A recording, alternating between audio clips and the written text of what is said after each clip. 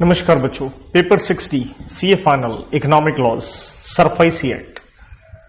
SARFAESI act की हम revision करेंगे। सरफाइसी एक्ट ऑफ 2002, देखिए नाम बड़ा है, द सिक्योरिटाइजेशन एंड, इसको मैं कहता हूं एक हिस्सा सा, दूसरा हिस्सा है and reconstruction of financial assets, जिसको हम शॉर्ट में कह सकते हैं रफा, RFA। एंड तीसरी बात इस एक्ट में आती है and enforcement of security interest, जिसे हम कहते हैं शॉर्ट में SE। मतलब मेन लेके चलिए, इस एक्ट में तीन बातें हैं, सा, रफा एंड SE। है क्या चीज, आइए देखें इस एक्ट को। देखिए बेसिकली ये एक्ट बना है प्रोटेक्शन के लिए बैंक एंड फाइनेंशियल इंस्टीट्यूशन, जिसे हम कहेंगे यहां पे लेंडर। बैंक एंड FI क्या देते हैं, लोन देते हैं। नॉर्मली ये लोन देते हैं सिक्योर्ड, मतलब कोई एसेट गिरवी रखवा रखा है, और एक कॉमन सेंस सी बात होती है, लोन का अमाउंट कम होता है और सिक्योरिटी का वैल्यू ज्यादा होता है। तो जिसको लोन दिया है बोरोर, इस एक्ट में बोरोर कोई भी हो सकता है, इंडिविजुअल हो, फर्म हो, कंपनी हो। लेकिन ये एक्ट बना है लेंडर अगर सिर्फ बैंक एंड फाइनेंशियल इंस्टीट्यूशन है उनके प्रोटेक्शन के लिए, इवन NBFC भी अगर प्रोवाइडेड उनके एसेट 100 करोड़ के हों। देखिए समस्या क्या आती है हमारे देश में, जब आपने एसेट गिरवी रखा है, बोरोर डिफॉल्ट करता है तो उससे रिकवरी करने में बड़ी समस्या आती है। समस्या ये आती है कि कोर्ट में जाना पड़ता है, और सरफाइसी एक्ट बना है आउट ऑफ कोर्ट ज्यूरिसडिक्शन, बिना कोर्ट में जाए बोरोर से रिकवरी। तो देखिए बोरोर ने डिफॉल्ट किया, उसका अकाउंट हमने क्या क्लासिफाई किया बैंक ने, नॉन परफॉर्मिंग एसेट NPA। तो नॉर्मल जब तक ये एक्ट नहीं था कोर्ट में जाना पड़ता था रिकवरी के लिए, और उस से सरफाइसी से पहले बहुत सारे एक्ट्स थे, लेकिन उनमें बड़ा टाइम लगता था। इतने दिन तक इंतजार नहीं किया जा सकता। जैसे मैं कहूं ट्रांसफर ऑफ प्रॉपर्टी एक्ट में 20 साल के करीब लग जाते थे। कंपनीज एक्ट में चार्जेस का चैप्टर आपने पढ़ा होगा, कई साल लग जाते हैं, 3-4 साल। और एक बैंकों के लिए एक एक्सक्लूसिव एक्ट भी बना है, recovery of debt due to bank and financial institutions act of 1993। इसका सरफाइसी में रेलिवेंस भी रहेगा। यह एक्ट आपने बड़ा अच्छा बनाया, क्योंकि इसमें आपने कह दिया कि हम रिकवरी कर लेंगे 180 डेज के अंदर अंदर। और इसके लिए आपने अलग से क्या बना दी, क्वासी जुडिशियल बॉडी, जिसे हम कहते हैं ट्राइब्यूनल, डेट रिकवरी ट्राइब्यूनल, जो कि देश में 39 है, और इसके ऊपर एपलेट ट्राइब्यूनल है जो कि 5 है। बट 180 दिन में आप रिकवरी कर लोगे। समस्या क्या हुई, इनके अंदर इतने केसेस चले गए, ओवरबर्डन हो गए, तो ये एक्ट भी फेल हो गया। इसलिए जन्म होता है किसका, सरफाइसी एक्ट का। तो जब आपने सरफाइसी एक्ट बनाया, उसमें आपने सिंपल कहा कि बैंक ने अपने पैसे की रिकवरी करनी है, 60 दिन का नोटिस देगा बोरोर को। 60 दिन का आप नोटिस देंगे, आप प्रॉपर उसके घर एक टीम लेके चले जाएंगे, अपनी लीगल टीम, इवन पुलिस आपके साथ होगी, इवन मैजिस्ट्रेट तक आपके साथ होगा, कोर्ट सब आपके साथ ही चल रही है। 60 दिन का नोटिस दीजिए, पैसे दे गया तो बात खत्म, नहीं दे गया जाइए उसके घर में, और जो भी एसेट गिरवी रखा था उसके ऑफिस में, फैक्ट्री में जाके उठा लीजिए, ऑक्शन कीजिए और अपने पैसे की रिकवरी कर लीजिए। तो इसलिए सरफाइसी एक्ट का ये बना। अब बात क्या है, देखिए बात यूं है, इस एक्ट में जैसे मैंने कहा तीन बातें हैं, सा, रफा एंड SE। SE का मतलब तो हो गया इन्फोर्समेंट ऑफ सिक्योरिटी इंटरेस्ट, जिसका मतलब है जो एसेट गिरवी रखा था जाके उठाना। देखिए जब आप एसेट जो गिरवी रखा है जाके उठाते हैं तो बड़ी समस्या है इंग्लिश में। जैसे अगर आपने इमूवेबल गिरवी रखा उसे कहते हैं मोर्टगेज, अगर आपने मूवेबल गिरवी रखा उसे कहते हैं प्लेज। अगर पोजेशन दे दिया गया है किसको, लेंडर को, लेकिन पोजेशन अगर आपके पास है उसे कहते हैं हम हाइपोथिकेशन। और कंपनीज के केस में याद होगा, जब वो कोई लोन वगैरह लेती है तो उसे एक चार्ज, कोई एसेट गिरवी रखा है तो उसे चार्जेस कहते हैं, उसके रजिस्ट्रेशन ROC को करवानी पड़ती है, राइट। मतलब उसका गिरवी ही है, लेकिन ये वर्ड किसके लिए है, सिर्फ कंपनी के लिए। अब देखिए बैंकों का पैसा फंस गया, जैसे उदाहरण दूं 1000 करोड़ का लोन था, फंस गया, तो अब बैंक क्या करे रिकवरी के लिए, क्योंकि देश का पूरा क्रेडिट सिस्टम, सर्कुलर फ्लो रुक गया है। तो यहां पे इस एक्ट में हमने एक स्पेशल कंपनी को रिकॉग्नाइज किया, जिसे हम कहते हैं स्पेशल पर्पस व्हीकल, और इस कंपनी को नाम दिया है ARC, एसेट रिकंस्ट्रक्शन कंपनी। इसका काम ही है आपका NPA उसके पैसे निकलवाने। ये कंपनी अब पैसा कहां से उठाएगी, ये कंपनी जब इस तरह का कोई NPA बैंक से खरीदती है तो इसको भी तो पैसे चाहिए, ये कहां से रेज करेगी वो पैसा। ये कंपनियां फर्दर मार्केट से पैसा रेज करती हैं, लेकिन इस एक्ट ने कहा है ये पैसे उठाएंगे सिर्फ किससे, QB से। QB का मतलब क्वालिफाइड बायर्स, बड़े बड़े इंस्टीट्यूशन जो पैसे वाले हैं, LIC, इवन बैंक्स वगैरह सब कुछ इसके अंदर आ जाएंगे, बहुत सारे फंड्स हैं, प्रोविडेंट फंड वगैरह, वो इनके अंदर पैसा लगाएंगे। और एआरसी इनको क्या जारी करेगा? सिक्योरिटीज, और ये होंगी डेट सिक्योरिटीज, मॉर्गेज बैक्ड होंगी। तो इसलिए इसे कहते हैं हम सिक्योरिटाइजेशन। ये हुआ पैसे का किस तरह से एआरसी रेज करेगा। तो इसलिए सरफाइसी एक्ट में 3 चीजें दिखती हैं, सा, रफा एंड एसी, जैसे मैंने कहा। और मेनली इसमें चैप्टर 2 है जो सा एंड रफा पे डील करता है, एंड चैप्टर 3 एसी के ऊपर डील करता है। तो रफा में हम क्या देखेंगे? रिकंस्ट्रक्शन करनी है फाइनेंशियल एसेट की। तो एआरसी कैसे हेल्प करती है? सेटलमेंट के द्वारा, कि बोरोड से पैसे निकलवाने में आपकी हेल्प करती है। बहुत सारी और भी चीजें हैं, उसका बिजनेस ठीक नहीं चल रहा तो उसकी management, change over, take over वगैरह वगैरह। साथ में एआरसी इवन वो एससी, सिक्योर्ड एसेट को इन्फोर्स करने में भी सहायता करती है, जबकि एससी के ऊपर अलग से चैप्टर है जहां पे खुद बैंक, जैसे मैंने कहा, 60 दिन का नोटिस देते हुए अपने पैसे की रिकवरी करेगा, जाकर के वो एसेट आपका उठाएगा। तो देखिए, इस एक्ट का जो प्रियम्बल है वो यही कह रहा है हमें 3 चीजें रेगुलेट करनी है, सा, रफा एंड एसी। और साथ में हम देखेंगे इस एक्ट में एक सेंट्रल डेटाबेस, जिसे हम कहते हैं रिपोजिटरी, एक डेटा बैंक बनाया जाएगा जहां देश के जितने भी क्रेडिटर्स हैं उनका एक रिकॉर्ड डाला जाएगा, जो भी एसेट गिरवी रखे गए, एक centralise system. Then obviously incidental matters. तो दरअसल ये एक्ट डिवाइडेड है 6 चैप्टर्स में, और टिल 42 तक इसके सेक्शन है। और ये एक्ट, चैप्टर नंबर 1 देखिए, हमेशा प्रिलिमिनरी होता है। ये एक्ट पूरे भारतवर्ष में लगेगा और ये लागू हुआ है 21 जून 2002 से। सेक्शन 2 हमेशा डेफिनेशंस पे आता है। डेफिनेशन से रिलेटेड सबसे पहले मैं कहूंगा एक डेफिनेशन हमें पढ़नी चाहिए, जैसे एक्ट में मैंने कहा 3 चीजें, सा, रफा एंड एसी। तो सबसे पहले हम बात करेंगे सिक्योरिटाइजेशन क्या है अंडर सेक्शन 2(1)(z) में। इसके अंदर 4 बातें हैं। सिक्योरिटाइजेशन का मतलब क्या है? आपने एक फाइनेंशियल एसेट खरीद लिया। किसने खरीदा? एआरसी ने खरीदा। ये है सेकंड पार्ट इसका। अरे भाई, किससे खरीदा? बैंक और एफआई से, जिसको हमने नाम दिया यहां पे ओरिजिनेटर। अरे भाई, खरीदने के लिए पैसे का जुगाड़ कहां से किया? उसने पैसे का जुगाड़ किया क्यूबी से, और क्यूबी से पैसे का जुगाड़ कैसे किया? उसको जारी करी सिक्योरिटी रिसीट, जिसका मतलब था डेट सिक्योरिटीज। तो इस तरह से सिक्योरिटाइजेशन की डेफिनेशन को बेस बना के 4 पॉइंट बनाए। उसके अंदर हम फर्दर डेफिनेशन पढ़ते हैं। जैसे ये है फाइनेंशियल एसेट। फाइनेंशियल एसेट का मतलब ही क्या है? आपने पैसे लेने हैं, तो क्या हो गया? ये डेट बोरोर के लिए, और आपके लिए क्या बना? रिसीवेबल। तो सिंपल है, डेट और रिसीवेबल। एंड इंक्लूड्स में कहता है चाहे आपका डेट और रिसीवेबल, डी और आर शॉर्ट में कहूंगा, सिक्योर्ड हो या ना हो, तो जरूरी नहीं है कि वो सिक्योर्ड ही हो। इवन तब भी अगर आपने पैसे किसी से लेने बना तो फाइनेंशियल एसेट में, चाहे अनसिक्योर्ड है, कहता उसके ऊपर आपका चाहे कोई क्लेम है। सेकंड क्लॉज ये कहती है अगर आपने इमूवेबल प्रॉपर्टी गिरवी रखी है, जिसे आप कह सकते हैं मोर्टगेज और चार्ज, चाहे वैसे हो, है कोई डेट और रिसीवेबल। तीसरे पॉइंट में ये सारे गिरवी वाली जो आइटमें मैंने बता दी थी सारी आ गई, मोर्टगेज, हाइपोथिकेशन, प्लेज वगैरह। देन देखिए, जब आपने क्यूबी से पैसा रेज किया, तो जब आपने पैसा रेज किया है डेट सिक्योरिटी से, तो डेट मीन्स उसको जब आपने सिक्योरिटी जारी करी तो उसके पीछे कौन है? डेट और रिसीवेबल ही है। तो डेट मीन्स उस क्यूबी का इस डेट और रिसीवेबल के ऊपर क्या क्रिएट हो गया? राइट और इंटरेस्ट। या सिंपली कहता है कोई भी डेट और रिसीवेबल या प्रॉपर्टी में मूवेबल, इमूवेबल, जिसमें आपका बेनिफिशियल इंटरेस्ट है, वो फाइनेंशियल एसेट है। चाहे इंटरेस्ट अभी है, एग्जिस्टिंग है, या भविष्य में होगा, या कंडीशनल है, या कॉन्टीजेंट हो, जैसे मर्जी हो। Clause number 5A and B, ये बाद में आई थी अमेंडमेंट एक्ट से।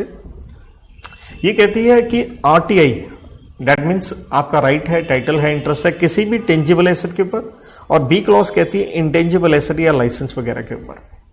कहता कोई भी टेंजिबल एसेट, जैसे आपने सुना होगा hire purchase, financial lease, right. तो ऑब्वियसली एक एसेट हुआ ना जो आपने लीज वगैरह पे या हायर परचेज पे दे रखा है, तो अगला आपके पैसे नहीं देगा तो ऑब्वियसली उस एसेट के ऊपर आपका क्या है? राइट है।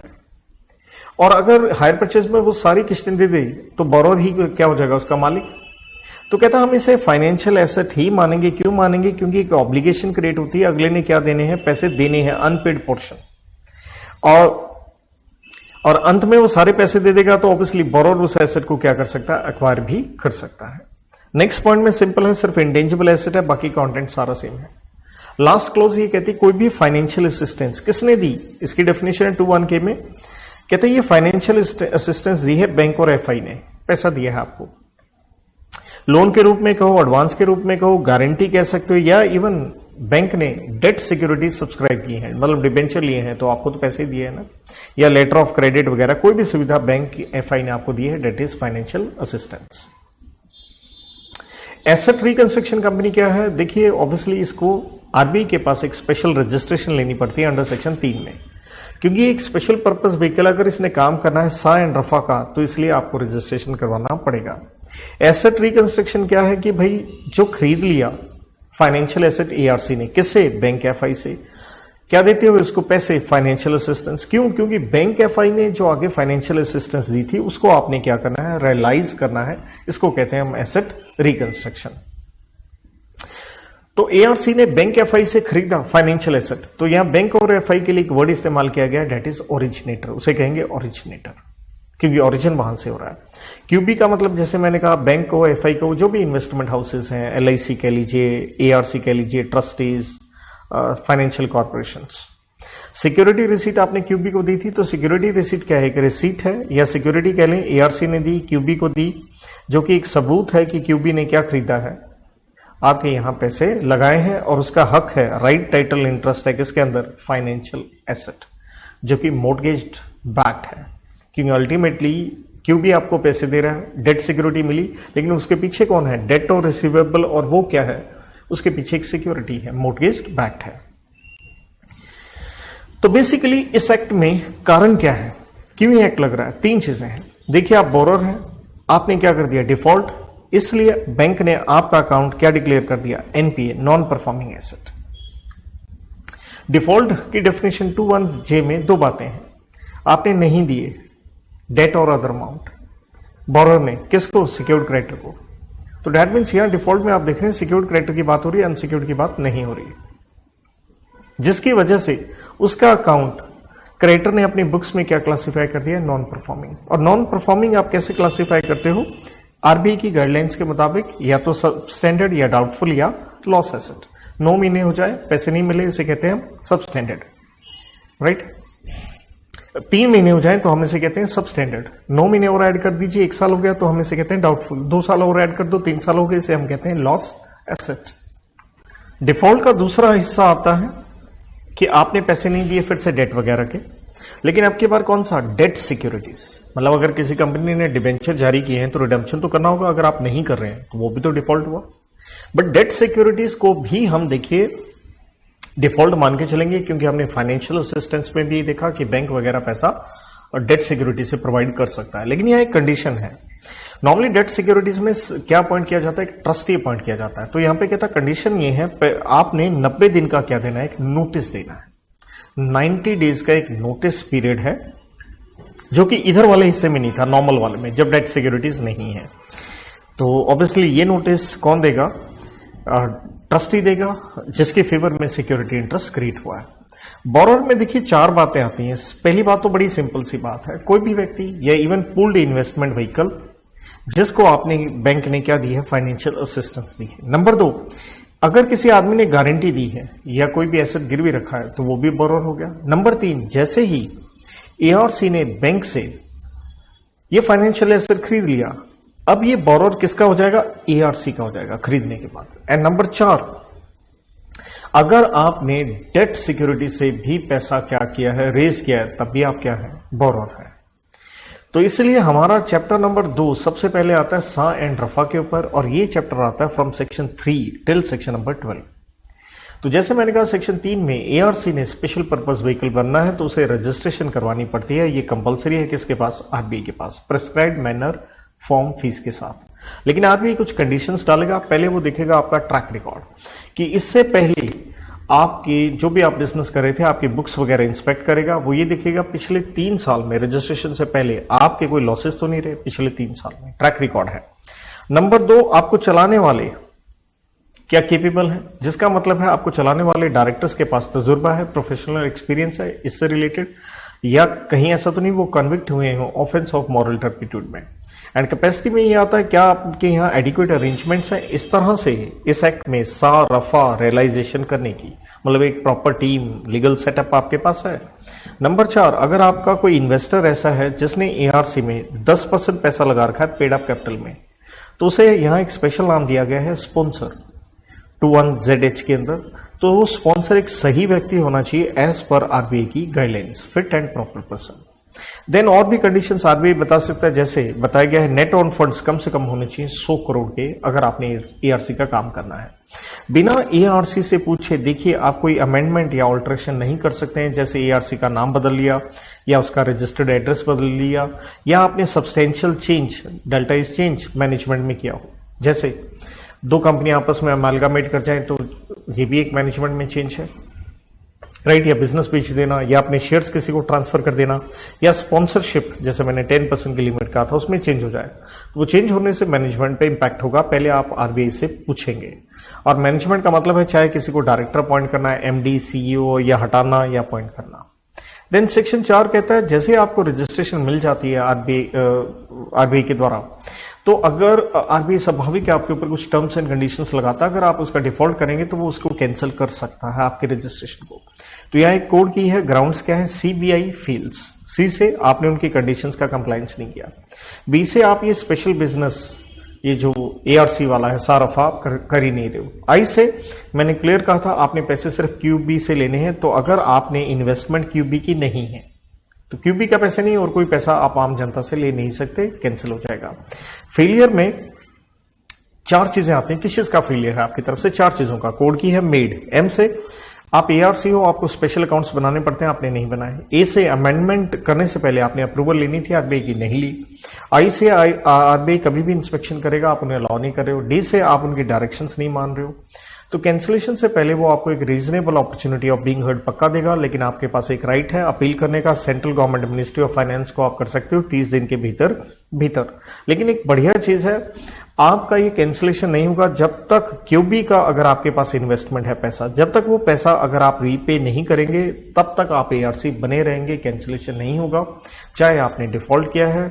नो डाउट रीपे करने के लिए एक समय वगैरह आरबीआई बता सकता है। इवन एक और इंटरेस्टिंग चीज, एआरसी बनने से पहले भी अगर आपके पास क्यूबी का पैसा था और एआरसी बनने के लिए सेक्शन 3 में अगर आपने एप्लीकेशन दी है तो आरबीआई उसे कैंसिल नहीं कर सकता।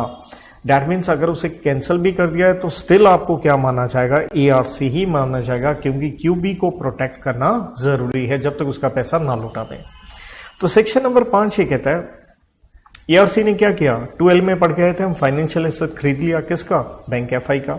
ये इवन एनबीएफसी अगर 100 करोड़ के उसके एसेट्स हो तो उनके लिए भी ये एक्ट में रिलीफ है। तो जैसे आपने खरीद लिया बैंक से, तो बैंक को क्या देंगे, आप पैसे देंगे ना, तो कंसिडरेशन कैसे देंगे, या तो आप बैंक को जारी कर सकते हैं, खुद बैंक को आप डेट सिक्योरिटीज दे सकते हो, या जैसे मर्जी उनके साथ एग्रीमेंट कर लीजिए। जैसे 1000 करोड़ का लोन है, आपने 600 करोड़ में खरीद लिया, राइट। आप पैसे कैसे देने हैं, लमसम, इंस्टॉलमेंट, जो भी आप फिक्स कर लो। कहता है ये जो एग्रीमेंट हुआ जिससे आपने फाइनेंशियल एसेट खरीदा, तो हमारे देश में कोई भी एसेट खरीदते हो उसके ऊपर लगती है स्टैंप ड्यूटी और उसके ऊपर है रजिस्ट्रेशन एक्ट 1908। कहता है उस स्टैंप ड्यूटी से आपको एग्जम्पशन देंगे, क्योंकि एआरसी बैंक को बचाने का काम करिए, क्योंकि एआरसी कौन सा काम करिए, सा एंड रफा का। लेकिन अगर आप ये काम नहीं करेंगे तो आपको एग्जम्पशन नहीं मिलेगी।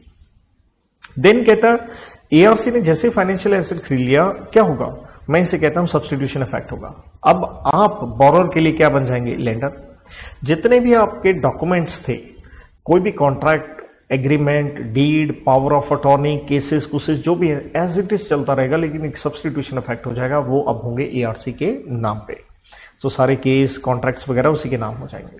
कहने का मतलब है जो भी फाइनेंशियल एसेट है उसके अंदर जो भी आरटीआई है, RTI stands for right title interest, चाहे वो टेंजिबल एसेट था, इंटेंजिबल एसेट था, उस सब में किसका राइट हो जाएगा, एआरसी का।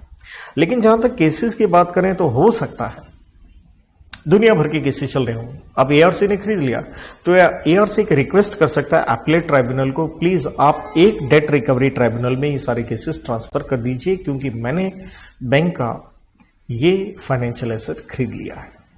नाउ सेक्शन नंबर 6 कहता है जैसे आपने फाइनेंशियल एसेट खरीदा, वो जो बोरोर था उसके लिए हम एक वर्ड इस्तेमाल करें, अब ऑब्लिगोर, उसको नोटिस दीजिए। कौन देगा, बैंक देगा कि भैया आज के बाद तेरे लिए लेंडर है एआरसी, पैसे उसी को देना। गलती से ये ऑब्लिगोर अगर बैंक को पैसे दिए जाता है तो वो हैंड ओवर कर देगी, किसको, एआरसी को। तो ऑब्लिगोर का बेसिक मतलब क्या है, देखिए डेफिनेशन है 21Q में, तो ऑब्लिगोर का यही बताया गया, वो पर्सन जो लायबल है ओरिजिनेटर को, क्योंकि उसने फाइनेंशियल असिस्टेंस ली है तो उसे रीपे करना है, एंड इंक्लूड्स बोरर। कहने का मतलब क्या है, मैं ही कहूंगा ऑब्लिगोर एक वाइडर टर्म है देन बोरर, क्योंकि ऑब्लिगोर के अंदर देखिए बोरर भी आ गया, बोरर की डेथ हो जाए तो उसके लीगल रिप्रेजेंटेटिव या गारंटर वगैरह वो सब आ जाते हैं, जो भी आदमी जो लायबल है। सेक्शन 7 कहता है कि एआरसी अपने पैसे का जुगाड़ कहां से करेगा, फंडिंग कहां से करेगा। तो जैसे मैंने बताया था कि जनरली भी देखिए, जनरली हो या कोई स्पेशल स्कीम हो, जैसे एक बैंक का बड़ा एनपीए आया तभी आपने पैसे का जुगाड़ क्यूबी से करना है, लेकिन जनरली यही कहा गया आप क्यूबी से पैसे का जुगाड़ करेंगे, लेकिन आप बाकी भी नॉन इंस्टीट्यूशनल इन्वेस्टर से पैसा ले सकते हैं अगर आरबीआई अलाउ करे तो। लेकिन एक स्पेसिफिक स्कीम आई है तो पक्का आपने पैसे कहां से रेज करने हैं, आपने पैसा सिर्फ एंड सिर्फ रेज करना है क्यूबी से, एक स्पेशल स्कीम के द्वारा। और इससे रिलेटेड आप एक प्रॉपर अकाउंट्स बनाइए ताकि जो पैसे का रियलाइजेशन होगा आप सिर्फ उसका इस्तेमाल करेंगे क्यूबी का रिडम्पशन करने में, उसको रिटर्न देने में। लेकिन अगर आप इस तरह से रियलाइजेशन नहीं कर पा रहे फाइनेंशियल एसेट का, तो 75% इन वैल्यू ऑफ जो ये क्यूबी है जिनके पास सिक्योरिटी रिसीट है, ये एक मीटिंग बुलाएंगे एआरसी की, और ये बोर्ड मीटिंग की तरह होगी। वो डायरेक्टर नहीं है बट वो they will be deemed as good as director, means वहां पे जो डिसीजन लिया है, रेजोल्यूशन पास किया है, वो एआरसी के ऊपर क्या होगा, बाइंडिंग होगा जो रेजोल्यूशन आपने पास किया है। सेक्शन 8 ही कहता है, जैसे हमने कहा था सेक्शन 7 में पैसा रेज किया, क्या कैसे आपने सिक्योरिटी रिसीट इशू करी सेक्शन 7 में, या आगे कल ये बेची जाती है। सिक्योरिटी रिसीट एक सिक्योरिटी की तरह है, स्टॉक एक्सचेंज में ट्रांसफरेबल है, बेची जाती है, तो उसके ऊपर भी स्टैंप ड्यूटी लगती है। तो कहता ये रजिस्ट्रेशन एक्ट 1908 में आपके ऊपर स्टैंप ड्यूटी नहीं लगेगी।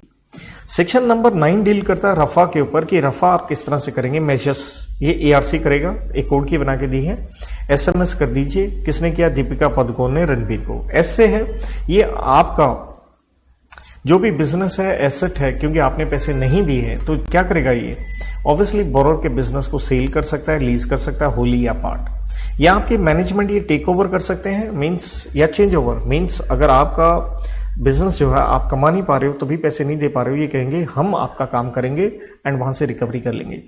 मैनेजमेंट कैसे करनी है, इसके लिए आरबीआई कुछ पॉलिसी बना सकता है, डायरेक्शन दे सकता है, उसका कंप्लायंस करना पड़ेगा। ऐसे ही है सेटलमेंट ऑफ ड्यूज, जिसका मतलब है 2 करोड़ थे चाहे 1.5 करोड़ देके जैसे तैसे सेटलमेंट कर लेना। डी से है, देखिए अगर बोरोर बिल्कुल पैसे नहीं दे पा रहा और अगर वो कंपनी है तो हम कहेंगे कि भाई साहब आपके लिए डेट था, चलिए आपको एक रिलीफ देते हैं, इस डेट को कन्वर्ट कर देते हैं किसमें, शेयर्स में। एंड पी से है, वो जाकर के जो गिरवी एसेट है उसको पोजेशन कर सकता है, जिसे हम कहेंगे एसई, इनफोर्स करना। ध्यान दीजिए इन्फोर्समेंट का राइट हम चैप्टर 3 में ही पढ़ेंगे, जहां राइट होता है बैंक एंड एफआई का अंडर सेक्शन 13। और से है रीस्केड्यूलिंग ऑफ डेट, इसका मतलब है जैसे आपका टर्म था लोन का 5 साल 15 साल कर देते हैं, ईएमआई का अमाउंट घटा देते हैं ताकि आप अपना पैसा दे पाए। सेक्शन नंबर 10 कहता है कि भाई कुछ और भी फंक्शंस हैं, एआरसी कुछ और भी कार्य कर सकती है सारफा के अलावा। ये 3 काम है राम। और से क्या है, कोर्ट किसी भी रिकवरी प्रोसीडिंग में आपको एक रिसीवर अपॉइंट कर सकती है, या इवन बैंक अपनी रिकवरी के लिए आपको एजेंट अपॉइंट कर सकता है, या इवन बैंक ने अगर सिक्योर्ड एसेट उठाना है तो आपको मैनेजर बना के वहां भेज सकता है। सेक्शन 11 कहता है कल हो सकता है ये झगड़ा खुद किसके बीच में हो जाए, बैंक, एआरसी एंड क्यूबी में, क्योंकि घुमा फिरा के गेम क्या है, एक बैंक डूब रहा है उसको बचाने के लिए दूसरा क्यूबी, वो भी बैंक टाइप है, उससे आप पैसा ले रहे हैं, इनके बीच में झगड़ा हो जाए, कहते हैं ये भी कोर्ट में नहीं जाएगा, आउट ऑफ कोर्ट सेटलमेंट हमने करनी है, तो इसके लिए ऊपर क्या लगेगा, arbitration and conciliation act, out of court आप सेटल करें। सेक्शन 12 ये कहता है कि भाई साहब आप हैं आरबीआई, तो आरबीआई की पावर्स हैं 12 में, ये है कि जैसे मैंने ऊपर कहा था मैनेजमेंट से रिलेटेड वो पॉलिसी डायरेक्शंस दे सकते हैं, सभी को मानना पड़ेगा, इवन अकाउंटिंग स्टैंडर्ड या बैड डेट की प्रोविजनिंग कितनी होगी, कैपिटल एडिक्वेट है या नहीं है, तो वो दे सकते हैं, क्योंकि देश का फाइनेंशियल सिस्टम उन्हें रेगुलेट करना है।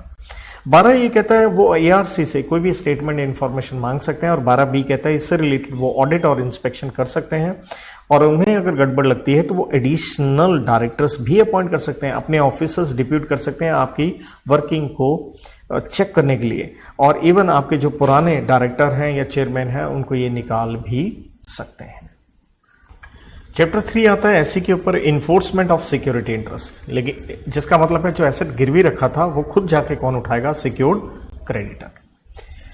तो ये आता है सेक्शन 13 से लेके 19 तक। तो सबसे पहले सिक्योर्ड क्रेडिटर का मतलब क्या है, ऑब्वियसली बैंक एफआई या उनका कोई कंसोर्टियम जिसे हम ग्रुप कहते हैं, या अगर बैंक एफआई ने आपको पैसा दिया है बाय सब्सक्राइबिंग डिबेंचर्स तो उससे रिलेटेड क्या अपॉइंट करने पड़ते हैं, ट्रस्टी। तो डिबेंचर ट्रस्टी हो या कोई और ट्रस्टी, इवन सिक्योर्ड क्रेडिटर कौन बन जाएगा? एआरसी, जैसे उसने बैंक से फाइनेंशियल एसेट खरीदा। सिक्योरिटी इंटरेस्ट मींस जो एसेट गिरवी रखा जाकर के आपने उठाना है। उठा के क्या करेंगे आप? 3 काम कर सकते हैं। लैस, एल फॉर लीज पे दे सकते हैं, ए से असाइनमेंट आगे किसी को दे सकते हैं कोई भी राइट्स के साथ, या बेच भी आप सकते हैं। तो सिक्योरिटी इंटरेस्ट का मतलब यही है कि कोई भी राइट टाइटल इंटरेस्ट जो कि किसका है? सिक्योर्ड क्रेडिटर का है। किसके ऊपर है? कोई प्रॉपर्टी के ऊपर है। किसकी है? बोरोर की है। लेकिन यहां पे एक बढ़िया चीज बताई गई है, other than RTE under section 31। मतलब सेक्शन 31 में 9 आइटम्स हैं जहां ये लिस्ट दी गई है कि इसके ऊपर सरफाइसी का बेनिफिट नहीं मिलेगा। चाहे आपका राइट टाइटल इंटरेस्ट है, लेकिन हम इसे सिक्योरिटी इंटरेस्ट नहीं मानेंगे तो आप इसे इन्फोर्स नहीं कर सकते हैं। उसमें लॉजिक भी क्लियर है। तो इसको मैंने 3 कैटेगरी में बनाया है। 4 इस तरह के एसेट हैं जो आप जाके उठा नहीं सकते। पहला है एयरक्राफ्ट, दूसरा है वेसल, तीसरा एग्रीकल्चर लैंड। लॉजिक क्या है? क्या आप एक जहाज और शिप उठा के ला सकते हैं? कैसे लाओगे? कहां रखोगे? किसानों की जमीन नहीं ले सकते। कुछ पर्सनल एसेट्स जिसे कहते हैं नोट लायबल टू अटैचमेंट, किसी के नहीं उठा सकते, जैसे कपड़े, बिस्तर वगैरह। कोई लेबरर है तो उसके जो टूल्स वगैरह होते हैं आप नहीं ले सकते। 3 आइटम और हैं जिसे मैं मूवेबल्स के हिसाब से कहता हूं कि मूवेबल पे आपने अगर प्लेज क्रिएट किया है तो ऑलरेडी आपने अपनी ज्वेलरी तो दे रखी है लेंडर को, तो ये एक्ट नहीं लगेगा। या आप सेल ऑफ गुड्स एक्ट में अनपेड सेलर हैं क्योंकि उस एक्ट में आपको राइट्स थे। या लियन जो आप कॉन्ट्रैक्ट एक्ट में पढ़ के आते हैं, लियन का मतलब है चीज आपके पास है, अगला पैसे नहीं दे रहे, रख लो वो चीज और बेच दो। सरफाइसी एक्ट का लगा कि क्या करोगे? 2 पॉइंट है अमाउंट के। अगर फाइनेंशियल एसेट है ही 1 लाख तक का, बहुत छोटा अमाउंट है, एक्ट नहीं लगेगा। या बैलेंस जो पैसा रह गया है वो लेस देन 25% ऑफ प्रिंसिपल या इंटरेस्ट दे रहा रह गया, बहुत कम पैसा रह गया, सरफाइसी एक्ट नहीं लगेगा।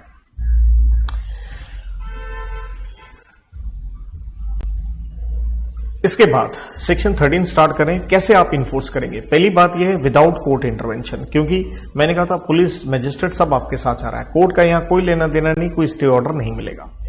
कार्रवाई कैसे करनी है? सब सेक्शन 2 कहता है सिक्योर्ड क्रेडिटर बोरोर को डिफॉल्ट होने पे उसे क्या करना है? पहले तो नॉन परफॉर्मिंग एसेट, देखिए उसको अपनी बुक्स में दिखाना है एज पर आरबीआई की गाइडलाइंस। और आप एक 60 दिन का नोटिस देंगे उसे कि बोरोर पैसे दे जा, नहीं तो हम आ रहे हैं तेरे घर बैंड बाजा बारात लेने और तेरा एसेट उठा लेंगे, ऑक्शन करके बेच देंगे। लेकिन अगर डेट सिक्योरिटीज हैं वहां पे एनपीए डिक्लेयर करने की आवश्यकता नहीं है, क्योंकि जब हमने डिफॉल्ट की डेफिनेशन पढ़ी थी वहां हमने पढ़ा था 90 दिन का एक नोटिस देना होता है बाय ट्रस्टी। वहां पे नॉन परफॉर्मिंग एसेट डिक्लेयर करने की आपको आवश्यकता नहीं है और वहां पे ट्रस्टी ये नोटिस वगैरह देगा। यहां पे रूल नंबर 3 ये कहता है कि भैया कि ये नोटिस कैसे देना है, जाइए खुद दे, ये हैंड डिलीवरी या registered post with acknowledgement, speed post, courier या इलेक्ट्रॉनिक मीन्स से ईमेल वगैरह आप दे सकते हैं। कहां भेजेंगे नोटिस? जहां पे बोरो रहता है या business profession personally works for gain है, काम करता है। अगर वो नोटिस नहीं लेता है तो क्या कीजिए, उसके घर के बाहर चिपका आइए, आउटर डोर या कॉन्स्पिक्यूअसली, और साथ में 2 अखबारों में इंग्लिश एंड वर्नाकुलर जो कि वाइड सर्कुलेशन में हो छाप दीजिए।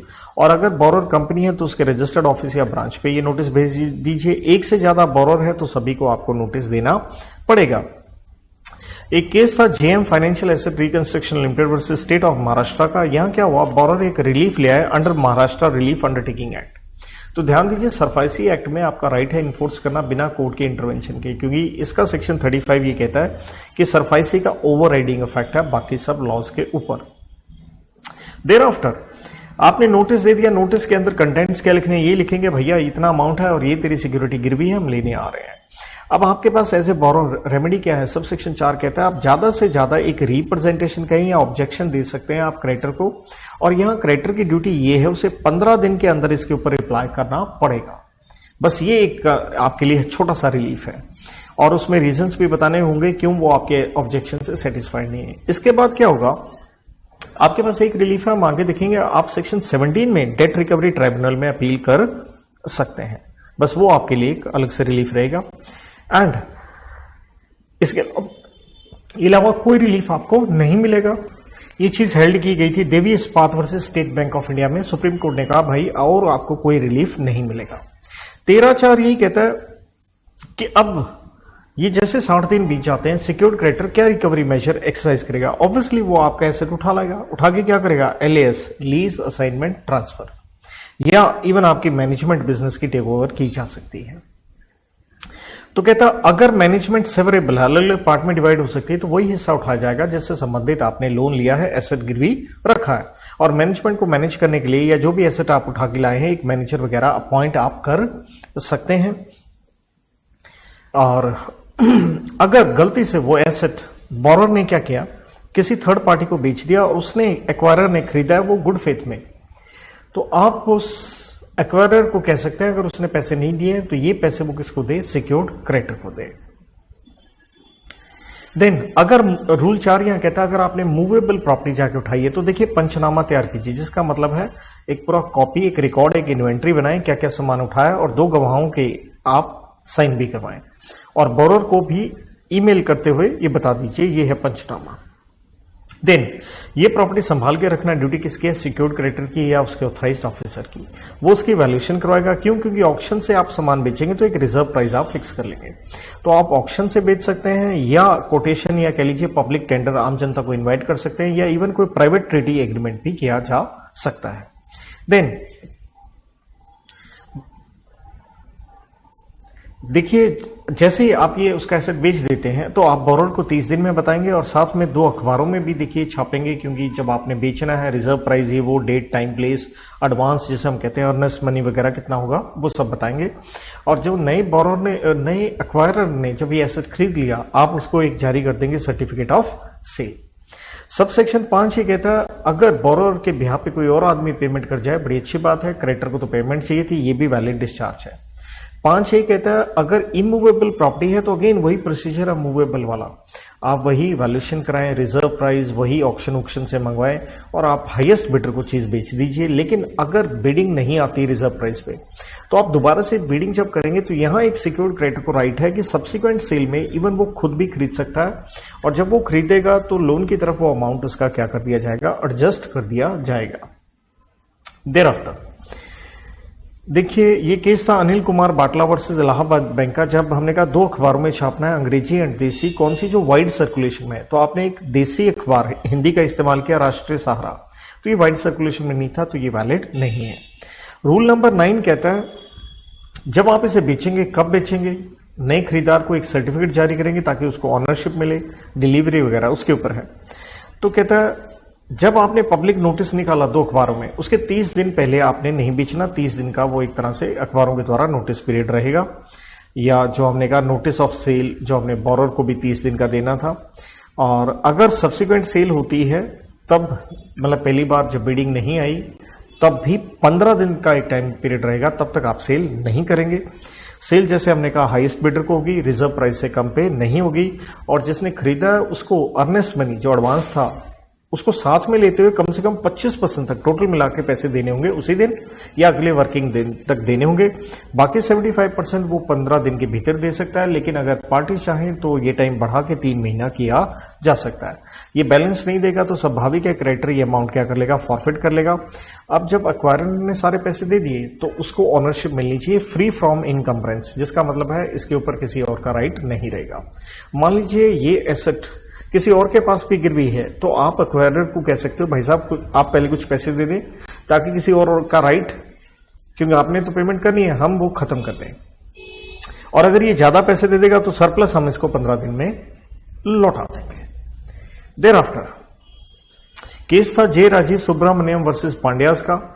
तो यहां सुप्रीम कोर्ट ने ये कहा कि जो क्रेडिटर्स हैं अगर वो एसेट बेच देते हैं बिना इन्फॉर्म किए बोरर को, जैसे हमने कहा कि भैया उसको नोटिस देना है 30 दिन का, सब्सिक्वेंट सेल में 15 दिन का, तो ये वायलेशन होगा रूल 8 एंड 9 का। रूल नंबर 10 कहता है कि अगर चाहें तो जैसे ट्रस्टी वगैरह हैं, जैसे हमने डिबेंचर वगैरह से रिलेटेड कहा, तो आप एक मैनेजर अपॉइंट कर सकते हैं, क्योंकि आपने जाके एसेट उठाना है तो इतने सारे डिबेंचर होल्डर्स हैं तो उनके बिहाफ पे एक ऑथराइज पर्सन हो जाएगा। उसकी कंडीशन ये है कि जो मैनेजर आप अपॉइंट करें वो इंसॉल्वेंट ना हो और ये एक ऐसा व्यक्ति ना हो जिसने पास्ट में क्रेडिटर के साथ कंपाउंडिंग करी हो, मतलब ये आदमी डिफॉल्टर क्रेडिटर का ना रहा हो और ना ही इसने कोई मॉरल टॉर्पिट्यूड का कोई ऑफेंस किया हो।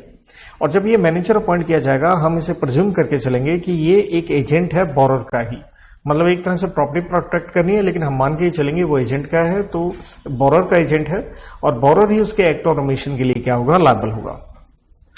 15(5) भी ये कहता है कि अगर पहली बार बिडिंग अमाउंट नहीं आया तो मैंने कहा था सिक्योर्ड क्रेडिटर खुद खरीद सकता है सब्सिक्वेंट सेल में, तो उसका राइट है और वो ड्यूज की तरफ वो अमाउंट एडजस्ट कर दिया जाएगा। 13(5) से बढ़िया है, ये कहता है अगर जैसे बैंक है, बैंकों के ऊपर एक कानून लगता है बैंकिंग रेगुलेशन एक्ट ऑफ 1949, उसका एक सेक्शन नंबर 9 है। आप जाकर के एसेट उठा लाए, किसका उठा लाए? बोरर का। तो ये कहता है कि जो नॉन बैंकिंग एसेट है ना, तो बैंक अपने पास तभी रख सकता है अगर बैंक ने वहां उसको अपने बिजनेस के लिए यूज करना है। जैसे अगले की बिल्डिंग आपने टेक ओवर कर ली, वहां पे ब्रांच खोलोगे तो जितने मर्जी टाइम के लिए बैंक रख ले, वरना बैंक ज्यादा से ज्यादा एसेट ये 7 साल के लिए रख सकता है, उसे डिस्पोज करना ही पड़ेगा अगर उसने खुद भी ले लिया है तो। सबसेक्शन 6 कहता है ऑब्वियसली अगर आपने एसेट बेच दिया है तो अक्वायरर को, ट्रांसफरी को उसको सारे राइट्स मिल जाएंगे। सबसेक्शन 7 कहता है जितना भी खर्चा हुआ है रिकवरी का, जैसे अखबार में छापा, लीगल टीम, ये सारे के सारे पैसे डिफॉल्टिंग बोरोड को से ही हम रिकवर करेंगे। सबसेक्शन 8 कहता अगर ये ऑक्शन वगैरह होने से पहले, टेंडर वगैरह से पहले स्टिल बोरोर अपनी तरफ से कहता है जी मेरे पास पैसे का जुगाड़ हो गया, प्लीज इसको मत बेचो, तो कहता है जो भी आप कार्रवाई कर रहे हो लेस की, लीज, असाइनमेंट, सेल, ये तुरंत आप रोक दोगे, ये जो भी स्टेप्स लिए हैं आप रोक दोगे, क्योंकि बोरोर को राइट देना है कि उसका एसेट उसके पास रह जाए और हमें हमारे क्या मिल जाए, पैसे मिल जाए। सबसेक्शन 9 कहता है अगर ज्वाइंट लेंडर्स हैं, जैसे कंजोर्टियम है बैंकों का, उन्होंने फंडिंग करी है, तो उनका 66% इन वैल्यू ऑफ का डिसीजन बाकी सिक्योर्ड क्रेडिटर्स को मानना पड़ेगा। और जैसे ही एसेट बेच के रिकवरी होती है ये पैसे उन सब में बांट दिए जाएंगे। वो पेमेंट ऑर्डर क्या होगा, एज पर कहता कंपनीज एक्ट होगा, जो हम सेक्शन 327 वाइंडिंग अप में पढ़ते हैं। सबसेक्शन 10 ये कहता है मान लीजिए लोन था 10 करोड़ का, एसेट बिका 8 करोड़ का, तो 2 करोड़ तो स्टिल फंस गए सिक्योर्ड क्रेडिटर के, तो उस 2 करोड़ के लिए ये हो गया शॉर्टफॉल, तो नेचुरल सिक्योर्ड क्रेडिटर क्या बन गया, उस 2 करोड़ के लिए अनसिक्योर्ड क्रेडिटर बन गया। तो वो 2 करोड़ आप रिकवरी कहां से करेंगे, रूल नंबर 11 कहता है इसके लिए आप डेट रिकवरी ट्राइब्यूनल को एक एप्लीकेशन देंगे एज अनसिक्योर्ड क्रेडिटर रिकवरी करने के लिए। सबसेक्शन 11 ये कहता है अगर गारंटर कोई है तो सिक्योर्ड क्रेडिटर को कोई जरूरी नहीं है बोरोर का एसेट बेचे, आप पहले कार्रवाई रिकवरी के लिए गारंटर के खिलाफ कर सकते हैं, ये आपका राइट है। सबसेक्शन 12 जैसे मैंने पहले भी कहा सिक्योर्ड क्रेडिटर इन सब कार्रवाई के लिए अपना एक ऑथराइज्ड ऑफिसर अपॉइंट कर सकता है। सबसेक्शन 13 कि जैसे ही हमने 13(2) में डिमांड नोटिस जारी किया था जो 60 दिन वाला था, तो जैसे नोटिस जारी हो गया अब बोरोर उस एसेट को आगे बेच नहीं सकता। तो ये था सेक्शन नंबर 13, बहुत बड़ा है, 13 सबसेक्शन थे, कहानी आगे बढ़ती है। देखिए जब हमने ऐसी करना है, जाके एसेट उठाना है, तो मैंने कहा था मैजिस्ट्रेट आपके साथ चलेंगे, तो सेक्शन 14 यही कहता है सीएमएम, चीफ मेट्रोपॉलिटन मैजिस्ट्रेट या डिस्ट्रिक्ट मैजिस्ट्रेट आपको असिस्ट करेंगे, उसके लिए आप उन्हें एप्लीकेशन दे जो आपकी ज्यूरिसडिक्शन में आता है, और एक एफिडेविट उनको लगा के दीजिए जिसके अंदर आप सारी डिटेल लिख रहे हैं कि भाई ये है बोरोर, इतना है अमाउंट, ये है एसेट, ये हमने देखिए 13(2) में नोटिस वगैरह भी दे दिया, और इसकी जो ऑब्जेक्शन आई थी 13(4) में हमने 15 दिन में रिप्लाई भी कर दिया है। तो ये हमें असिस्ट करेगा 30 दिन के भीतर, लेकिन टाइम पीरियड ये बढ़ाना चाहें तो 30 दिन और हो सकते हैं, लेकिन टोटल 60 दिन से ज्यादा नहीं होंगे। सीएमएम डीएमएम नहीं आ रहा तो वो अपना एक सबॉर्डिनेट आपकी सहायता के लिए भेज सकता है। और देखिए जो बोरोर है इस सीएम डीएम के खिलाफ कोई कार्रवाई नहीं कर सकता, क्योंकि ये act purely and purely creditor की फेवर में है। सेक्शन नंबर 15 ये कहता है कि हम अगले की क्या करेंगे, बिजनेस की मैनेजमेंट बोरोर की टेक ओवर करेंगे या चेंज ओवर करेंगे। ये हमने सेक्शन 9 में पढ़ा था, वहां एआरसी का राइट था, लेकिन सेक्शन नंबर 15 में ध्यान दीजिएगा, जब जैसे ये चैप्टर स्टार्ट किया तो यहां हम पढ़ रहे हैं सिक्योर्ड क्रेडिटर का राइट है, राइट। तो इसके लिए आप क्या करेंगे, अगर बोरोर कंपनी है तो आप अपने नए डायरेक्टर अपॉइंट कर देंगे, जिसे आप नॉमिनी डायरेक्टर भी कह सकते हैं। अगर वो कंपनी नहीं है तो एडमिनिस्ट्रेटर अपॉइंट करेंगे। ये जब आपने अपने नॉमिनी नहीं भेजे, इसका परिणाम क्या होगा, जो पुराने थे उन्हें कुर्सी खाली करनी पड़ेगी, और कंट्रोल और कस्टडी एसेट्स की मैनेजमेंट की सारी आपको हैंड ओवर करनी पड़ेगी। और अगर उनका कॉन्ट्रैक्ट था अपॉइंटमेंट का, भैया वो टर्मिनेट माना जाएगा, और नो डाउट ये प्रीमेच्योर टर्मिनेशन हो गया। और सेक्शन 16 कहता है इस वजह से उनको जो भी नुकसान हुआ हो उनको कोई कॉम्पनसेशन नहीं मिलेगा। अगर बोरोर कंपनी है तो देखिए कंपनी के कंट्रोल होता है शेयर होल्डर के पास, तो शेयर होल्डर को पावर होती है डायरेक्टर्स अपॉइंट करने की, शेयर होल्डर को पावर होती है रेजोल्यूशन पास करने की, शेयर होल्डर की पावर है वाइंडिंग अप की पिटीशन देने की। तो कहता है अगर बोरोर कंपनी है तो शेयर होल्डर के 3 हकों पे एक रोक लग जाएगी। वजह यह है क्योंकि अब हमने मैनेजमेंट टेक ओवर कर ली है। और जैसे ही आप अपनी रियलाइजेशन कर लोगे डेट की, तो आप उसकी management revert back means restore back means उसको लौटा दीजिए, लेकिन लौटाने की आवश्यकता नहीं है। जैसे हमने सेक्शन 9 में पढ़ा था, अगर डेट किस में कन्वर्ट हो गया, शेयर्स में, तो अब आप क्या बन गए, बोरोर कंपनी के, आप बन गए शेयर होल्डर, तो फिर कंट्रोल तो आपके पास में ही रहेगा, कंट्रोलिंग इंटरेस्ट आपके पास आ गया, रिस्टोर करने की आवश्यकता नहीं है। सेक्शन 17 कहता है डीआरटी में, जैसे हमने कहा था, अपील कर सकता है, ये एक रेमेडी है। और डीआरटी में कौन जा सकता है, अकेला जरूरी नहीं बोरोर जाए, इवन कोई और आदमी भी जा सकता है। जैसे उदाहरण दूं, कंपनी है बोरोर, उसने अपने इंप्लॉइज को स्टाफ क्वार्टर दे रखे, तो ये गरीब आदमी है, इसके घर की छत आप नहीं उठा सकते। या मान लीजिए कंपनी की कोई बिल्डिंग है जो उन्होंने किराए पे दे रखी, लीज पे, रेंट पे दे रखी, तो यहाँ टेनेंट का राइट हो गया, वो कहता है जी मेरी लीज डीड है 20 साल की, अभी 4 साल ही कंप्लीट हुए हैं, तो इसलिए आप ये एसेट कैसे उठा सकते हो। तो यहाँ borrower plus other agreed person को राइट है, वो डीआरटी को एप्लीकेशन देंगे 45 दिन के भीतर जब सिक्योर्ड क्रेडिटर 13/4 में रिकवरी मेजर्स उसने अप्लाई किए। और इसके ऊपर देखिए आपको फीस भी देनी पड़ती है, और इस फीस से रिलेटेड हम रूल नंबर 13 के अंदर काफी डिटेल पढ़ेंगे, थोड़ा बाद में देखते हैं, एक बार हम सिंपली इसको कंप्लीट करेंगे। तो ये कहता है कि जब डीआरटी में आपने अपील कर दिया है, डीआरटी कौन सी होगी, 3 बातें हैं, जहां कॉज ऑफ एक्शन अराइज होता है, या जहां पे एसेट लोकेटेड है, या जिस बैंक की ब्रांच में जाकर के आपने लोन लिया था, तो वो जहां ब्रांच है, जैसे मान लीजिए दिल्ली कनॉट प्लेस में, तो वहां जो डीआरटी लगती है, टोटल दिल्ली में 3 डीआरटी है, तो दिल्ली कनॉट ब्रांच के ऊपर जो डीआरटी आती है उसी में आप केस कर पाएंगे। अब डीआरटी क्या करेगी, ऑब्वियसली वो देखेगी कहीं एक्ट और रूल्स वगैरह का कहीं डिफॉल्ट तो नहीं हुआ, तो उसके हिसाब से वो अपना ऑर्डर देगी। उन्हें लगता है अगर गड़बड़ हुई है तो वो कहेंगे जो आपने कार्रवाई की है 13/4 में वो इनवैलिड है, रिकोर्स करें, मींस इसको खारिज किया जाता है, ये एसेट वगैरह आप हैंड ओवर कर दें।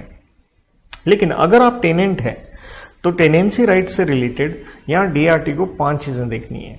देखिए कहीं ऐसा तो नहीं लीज एक्सपायर होगी, फिर तो आपका राइट ही नहीं है।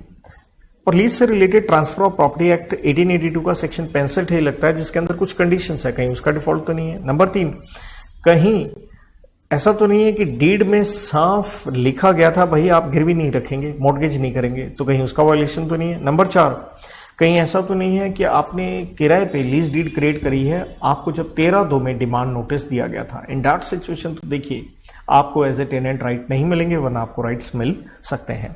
तो ये डीआरटी अपना ऑर्डर कोशिश करेगी 60 दिन में देने का, लेकिन नहीं दे पा रही है तो टोटल 4 महीने में 60 दिन इंक्लूड करते हुए अपना डिसीजन देना होगा। अगर नहीं देते हैं तो आप एपीलेट ट्राइब्यूनल में इसे चैलेंज कर सकते हैं। सेक्शन 18 एपीलेट ट्राइब्यूनल के ऊपर आता है कि एपीलेट ट्राइब्यूनल में अपील कौन कर सकता है, 3 लोग हो जाएंगे आपके भाई, बोरोर भी है, एग्रीड पर्सन है, इवन क्रेडिटर भी हो सकता है। वाई? क्योंकि अगर डीआरटी ने क्रेडिटर के खिलाफ डिसीजन दिया है तो वो एपीलेट ट्राइब्यूनल में तो जाएगा। आप जाएंगे 30 दिन के भीतर वही फीस वगैरह रूल 13 में हम पढ़ेंगे, इसका भी सेम है 17 और 18 के साथ। लेकिन अगर बोरोर जा रहा है अपील में तो यहां ध्यान रखें बोरोर डिफॉल्टर है, एपीलेट ट्राइब्यूनल में जा जाके वो टाइम बहुत वेस्ट कर रहा है, राइट। पहले डीआरटी गया, फिर यहां तो हमने एक कंडीशन डाली कि भाई साहब जितना सिक्योर्ड क्रेडिटर क्लेम कर रहा है ना पैसा, उसका पहले 50% जमा करा, या फिर जितना अमाउंट एपीलेट ट्राइब्यूनल को लगता है जो उन्होंने डिटरमिन किया उसका 50%, 2 चीजों का 50% विच एवर इज लेस जमा करवा। और किसी भी सूरत में एपीलेट ट्राइब्यूनल ये अमाउंट 25% से कम नहीं करेगा, और अगर कम कर रहा है तो उसको रीजंस रिकॉर्ड करने पड़ेंगे राइटिंग में। सेक्शन 19 में एक राइट और दिया गया है, देखिए यही हमारे बोरोर और एग्रीड पर्सन को राइट है कि अगर सिक्योर्ड क्रेडिटर ने कार्रवाई करी है, गलत करी है, तो वो कॉम्पनसेशन और कॉस्ट जो भी उनका लीगल खर्चा हुआ है वो आप सिक्योर्ड क्रेडिटर से रिकवर करवा सकते हैं। तो जैसे डीआरटी और एपीलेट ट्राइब्यूनल में आपने एप्लीकेशन दी, रूल नंबर 13 डील करता है, आपको फीस देनी पड़ेगी। कैसे देंगे, क्रॉस्ड बैंक ड्राफ्ट या इंडियन पोस्टल ऑर्डर जो कि पोस्ट ऑफिस में बनता है in the favour of registrar of tribunal देंगे। और फीस कितनी होगी, कहता अगर आप बोरोर हैं और डेट जो है, डेट का अमाउंट अगर 10 लाख से कम है तो हर 1 लाख या उसके पार्ट के पीछे 500 रुपए लगेंगे। लेकिन अगर अदर पार्टी है तो 500 नहीं लगेंगे, 125 लगेंगे। 10 लाख से ज्यादा है तो 10 लाख तक 500 करते करते करते 5000 हो गया। अब 10 लाख से ऊपर जितना अमाउंट है वो लगेगा 250 रुपए पर 1 लाख और पार्ट देयर ऑफ। लेकिन ये 250 करते हुए भी किसी भी सूरत में 1 लाख से ज्यादा नहीं होंगे। और अगर अदर पार्टियां अदर देन बोरोर हैं तो देखिए वही लिमिट है, 125 लगता जाएगा, लेकिन किसी भी सूरत में 50,000 से ज्यादा आपको भरने नहीं पड़ेंगे। एक बीच में सेक्शन रह जाता है 18C, right to laws caveat. देखिए ये चीज क्या है, कीवेट का मतलब होता है अगर आपको आशंका है कोई आपके ऊपर केस कर सकता है तो आप पहले ही जाकर के कोर्ट या ट्राइब्यूनल को बता सकते हैं। क्यों बता सकते हैं? क्योंकि जो भी आदमी केस करता है कोर्ट को लगता है यही आदमी बेचारा इसी के साथ कुछ गलत हुआ है। तो यहां आप केवेट जारी कर रहे हैं तो कोर्ट को एक मैसेज देना चाहते हैं कि भाई साहब आप हमारे लिए फेयर रहिएगा, क्योंकि वो आदमी थोड़ा गलत है, इसलिए हम तो पहले ही बता रहे हैं आपको। तो जो आदमी केवेट जारी करता है इसे कहते हैं केवेटर। तो जैसे केवेट जारी की जाती है सरफाइसी एक्ट में, सिक्योर्ड क्रेडिटर या उसका ऑथराइज पर्सन जो करेगा, क्योंकि 17 में देखिए बोरोर या एग्रीड पर्सन का राइट था अपील करने का। तो यहां पे एक ड्यूटी और है सिक्योरिटी क्रेडिटर की, उस केवेट की एक कॉपी आप बोरोर को भी देंगे, भाई मैंने तेरे खिलाफ केवेट दर्ज करवा दिया है। और जैसे ही ये बोरोर कोर्ट में केस करता है, डीआरटी में जाता है, तो डीआरटी की भी एक ड्यूटी है कि वो एक कॉपी जो बोरोर ने एप्लीकेशन डाली है वो किसको दे? सिक्योरिटी क्रेडिटर को दे। ये केवेट वैलिड रहता है 90 दिन के लिए, मतलब अगर 100 दिन हो गए आज तक अगले ने केस ही नहीं किया तो 90 दिन तक वैलिड था, फिर बाद में केवेट लैप्स हो जाएगा या तो दोबारा करवाओ। और मान लो अगर अगले ने 50 दिन के बाद ही केस कर दिया तो अंडरस्टूड है केवेट की वैलिडिटी फिर क्या रह जाएगी? लेस हो जाएगी 90 डेज से, बट मैक्सिमम हो सकती है 90 दिन। तो यहां आकर के ये हमारा चैप्टर नंबर 3 ऐसे ही समाप्त होता है। चैप्टर नंबर 4 सेंट्रल रजिस्ट्री, जो मैंने कहा था कि डेटा एक रिपोजिटरी सिस्टम है, सेंट्रलाइज्ड डाटा। तो सेंट्रल गवर्नमेंट क्या होगी? पूरी स्टेट गवर्नमेंट या अथॉरिटीज के साथ ये मिलकर बनाएगी। समस्या देखिए क्या है, हमारे देश में बड़े सारे कानून हैं, जैसे आपने देखा होगा कंपनीज एक्ट है, आरओसी के पास आप रजिस्ट्रेशन करवाते हो। मोटर व्हीकल एक्ट में एसेट हुआ ना, गाड़ियां आपकी, आप रजिस्ट्रेशन करवाते हो। इमूवेबल प्रॉपर्टी है तो वो स्टैंप ड्यूटी जो रजिस्ट्री आप करवाते हो अंडर रजिस्ट्रेशन एक्ट ऑफ 1908 के अंदर। ऐसे शिप से रिलेटेड मर्चेंट शिपिंग है, पेटेंट एक्ट है, डिजाइन एक्ट है, इतने सारे हैं। क्लियर? तो क्यों ना इंटीग्रेट कर दिया जाए, इससे क्या होगा? सरकार को एक बेनिफिट होगा, देश की इकोनॉमी फाइनेंशियल सिस्टम का डाटा एक जगह आ जाएगा। भाई ये है क्रेडिटर, ये है सिक्योर्ड क्रेडिटर। इवन इसको एक्सटेंड किया गया है चैप्टर नंबर 4A के द्वारा कि हम जो है सिर्फ सिक्योर्ड क्रेडिटर नहीं, इवन बाकी अनसिक्योर्ड क्रेडिटर या ड्यूज जैसे सरकारी इनकम टैक्स, जीएसटी, ये इलेक्ट्रिसिटी ड्यूज, सारा रिकॉर्ड एक जगह आ जाए। क्योंकि जो बोरोर है या डिफॉल्टर है कोई भी जाके देख लेगा आज के बाद उसे लोन देना है या नहीं देना है। So that's a good thing. तो ये चैप्टर नंबर 4 आता है हमारा सेक्शन 20 से लेकर 26A तक। ये रजिस्ट्री कौन बनाएगा? स्वाभाविक है, इसे स्टैब्लिश करेगा central government by notification in official gazette, और ये बना भी दिया गया है जिसका नाम है CERSAI, CER central registry, S से सिक्योरिटाइजेशन, A से एसेट रिकंस्ट्रक्शन एंड वही सिक्योरिटी इंटरेस्ट, तीनों चीजें डाल के, जो कि एक सेक्शन 8 कंपनी न्यू दिल्ली में बनाई गई है जहां KYC पूरा रिकॉर्ड हर रखा जाएगा। तो इसी में सेक्शन 20 से कहता है कि हमने ये इंटीग्रेट कर देना है सारे के सारे ये एक्ट्स को। और 20B में बताया गया है कि सेंट्रल गवर्नमेंट चाहे तो अपनी ये पावर डेलीगेट आरबीआई को कर सकती है, क्योंकि आरबीआई कौन है? एक रेगुलेटर है फाइनेंशियल सिस्टम के लिए। एंड 21 सेज कि भाई इसका जो हेड होगा सेंट्रल रजिस्ट्री का वो होगा सेंट्रल रजिस्ट्रार, और उसके नीचे भी कुछ जूनियर हो सकते हैं जो सेंट्रल गवर्नमेंट अपॉइंट करे। तो स्वाभाविक एक रजिस्टर बनेगा किसका? साका भी, रफा का, ऐसी हर चीज का इसके अंदर बनाया जाएगा। इवन रूल 3 ये कहता है कि आप इसे इलेक्ट्रॉनिक फॉर्म में भी बना सकते हैं, वैसे पेपर फॉर्म में बना सकते हैं। इलेक्ट्रॉनिक फॉर्म में होगा तो स्वाभाविक है सेंट्रल रजिस्ट्रार को डिजिटल सिग्नेचर करने पड़ेंगे। और कहता है ये रजिस्टर कब बनाना है? रूल नंबर 5 कहता है जैसे ट्रांजेक्शन हो जाती है, या तो देखिए क्या होगा, सिक्योरिटी इंटरेस्ट आप क्रिएट करेंगे C, या कुछ क्या करेंगे, उसको सिक्योरिटी इंटरेस्ट को मॉडिफाई करेंगे, कुछ बदलाव, या उसका सेटिस्फेक्शन का मतलब है जब आपने लोन वगैरह पे कर दिया तो स्वाभाविक है वो एसेट आप गिरवी नहीं रहा। तो कहता है जो भी ट्रांजैक्शन हो रही है उसके 30 दिन के अंदर ये आपने एंट्री करनी है, और एक्सटेंशन या डिले कंडोन किया जा सकता है मैक्सिमम 30 दिन के अंदर, 30 + 30 60 दिन। तो इससे रिलेटेड यही बताया गया है कि भाई साहब जो भी ये ट्रांजैक्शंस वगैरह रिकॉर्ड करनी है रजिस्ट्रार के पास एक प्रिस्क्राइब्ड फॉर्म मैनर फीस होगी, जैसे मैं फीस का यहां जिक्र कर देता हूं। ये रूल नंबर 7 में है, कहता है एक पर्टिकुलर फॉर्म नंबर 1 होगा। तो इसके लिए कहता अगर आप कोई इमूवेबल प्रॉपर्टी, जिसको क्या कहते हैं मोर्टगेज आपने किया, चाहे वो गिरवी रखी है या मॉडिफाई किया, जहां आपने उसके रजिस्ट्री के कागज टाइटल डीड्स दे दिए हैं, तो यहां पे आपको फीस लगती है 100 रुपया अगर लोन का अमाउंट है 5 लाख से ज्यादा। 5 लाख तक है तो सिर्फ 50 रुपए लगेंगे। लेकिन अगर आपने डिपॉजिट ऑफ टाइटल डीड नहीं दिया है तो कोई फीस नहीं है। और हाइपोथिकेशन से भी फीस सेम है, सेम फॉर्म है। इंटेंजिबल एसेट भी है, same form number 1, same fees है।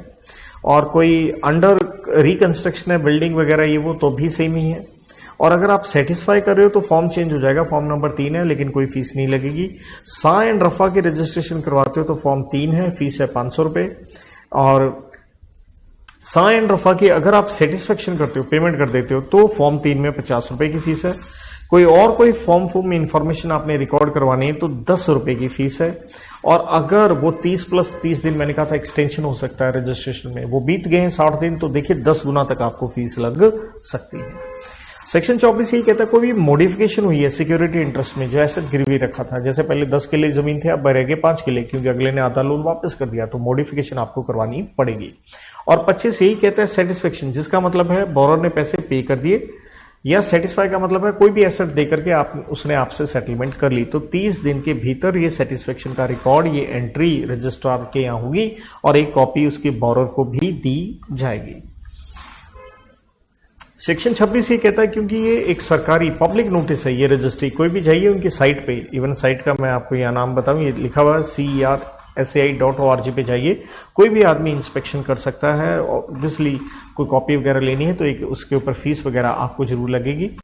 देन अगर इस रजिस्टर में कोई गलती हो जाती है, जो भी आपने देखिए क्रिएशन, मॉडिफिकेशन, सेटिस्फेक्शन वगैरह किया था, कुछ मिस्टेक वगैरह है, तो सेंट्रल गवर्नमेंट की पावर है, वो उसे करेक्ट कर सकते हैं अगर फेयर ग्राउंड्स है। जैसे हमने कहा था रजिस्ट्रेशन आप करवाएंगे 30 दिन में, नहीं करवाया तो 30 दिन का एक्सटेंशन है, वो भी आपने नहीं किया तो गड़बड़ तो होगी ना। तो यहां सेंट्रल गवर्नमेंट की पावर है उसको कंडोन करके, मतलब माफ करके उसको ठीक करने की। ऐसा ही साइड इसको पढ़ना चाहिए, रेडविच चैप्टर नंबर 4 है, जो यही कहता है कि भैया सिर्फ सिक्योर्ड क्रेडिटर ही रजिस्ट्रेशन नहीं करवाएगा, बाकी भी करवाएंगे। यही अमेंडमेंट से हमने इस एक्ट का, इस रजिस्ट्री का स्कोप क्या किया है, एक्सटेंड किया है। सो 26C यही कहता है जैसे ही रजिस्ट्रेशन करवा दी जाती है तो हम मान लेंगे पब्लिक नोटिस हो गया, मीन्स हर कोई जानता है कि ये क्रेडिटर है, ये बोरर है, या ये एसेट गिरवी है, कल आप उससे मुकर नहीं सकते हैं। देन देखिए जैसे एक एसेट आपके पास गिरवी पड़ा है किसी का, आप रजिस्ट्रेशन करवाएं, राइट। आपने रजिस्ट्रेशन करवा ली, दोबारा से उसने उस एसेट को गिरवी रखा, तो ऑब्वियसली प्रायोरिटी किसकी रहेगी, आपकी रहेगी ना। तो हमेशा प्रायोरिटी रहेगी जिसने पहले रजिस्ट्रेशन करवा ली है। लेकिन अगर आपने रजिस्ट्रेशन नहीं करवाई, 26D कहता है despite the fact you are secured creditor, लेकिन आपको सरफाइसी एक्ट में कोई बेनिफिट नहीं मिलेगा, आपको इन्फोर्समेंट का कोई राइट नहीं रहेगा।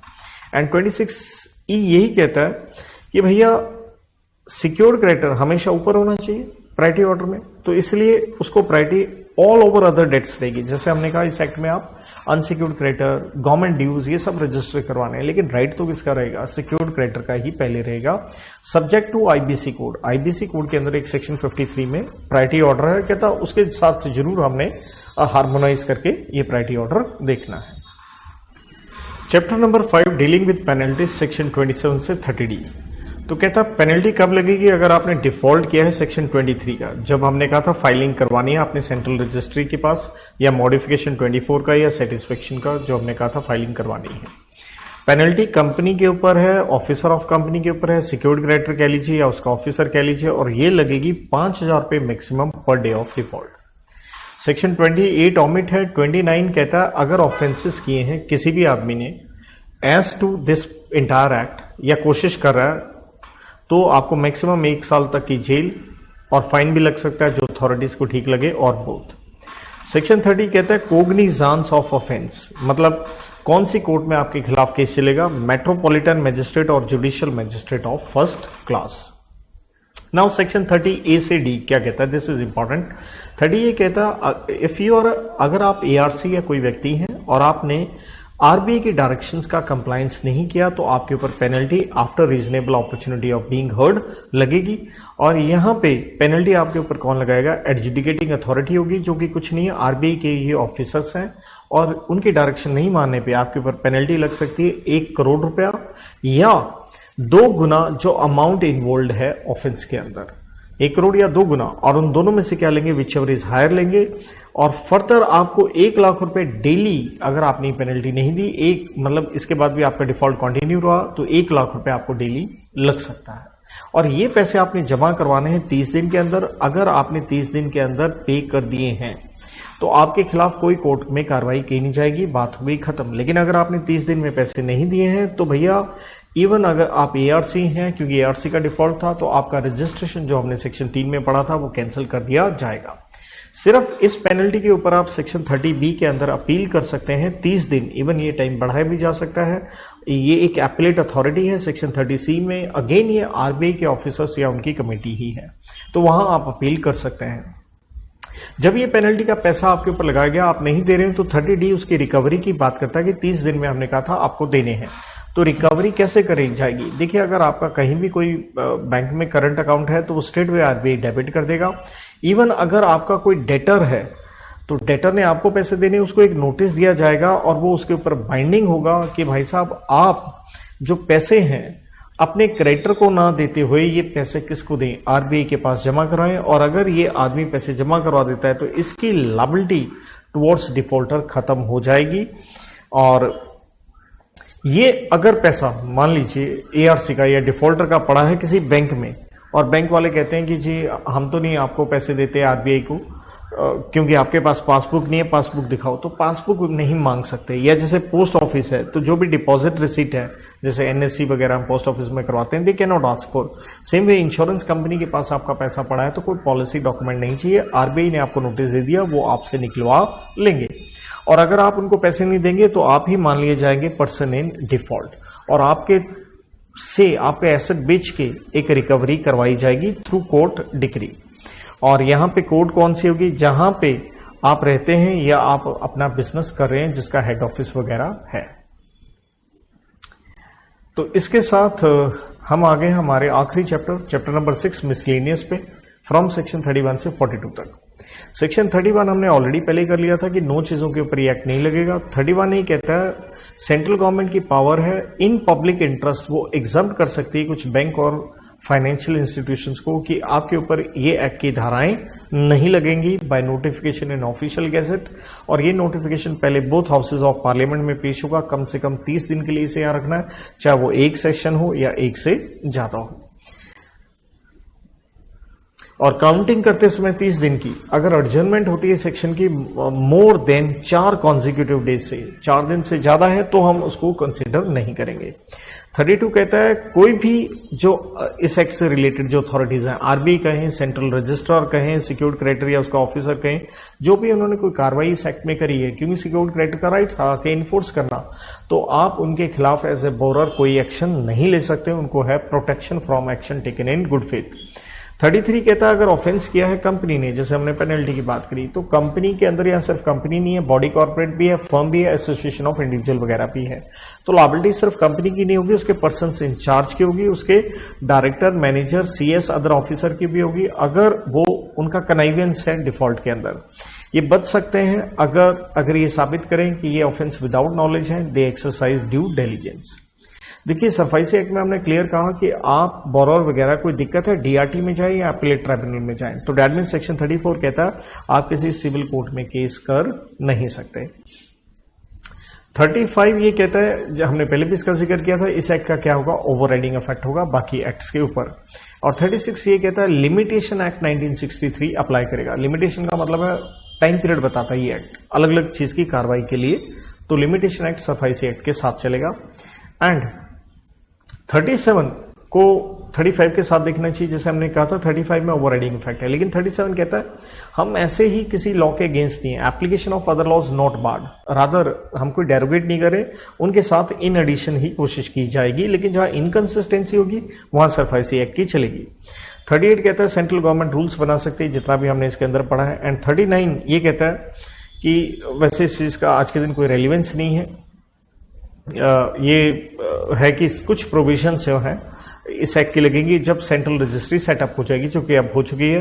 40 कोई भी जब एक्ट आता है तो उसमें कुछ दिक्कत आ सकती है पढ़ने में, तो सेंट्रल गवर्नमेंट की एक पावर होती है एक्ट आने के, वो 2 साल के अंदर उसे रिमूव कर सकता है। 41 एंड 42 आज के दिन कोई रेलिवेंस नहीं है, जैसे सरफाइसी एक्ट 2002 का है, लेकिन इससे पहले ही ऑर्डिनेंस के रूप में आया था। ऑब्वियसली जब एक्ट बन गया तो ऑर्डिनेंस ऑटोमेटिकली क्या हो गया, रिपील हो गया, मीन्स खत्म हो गया।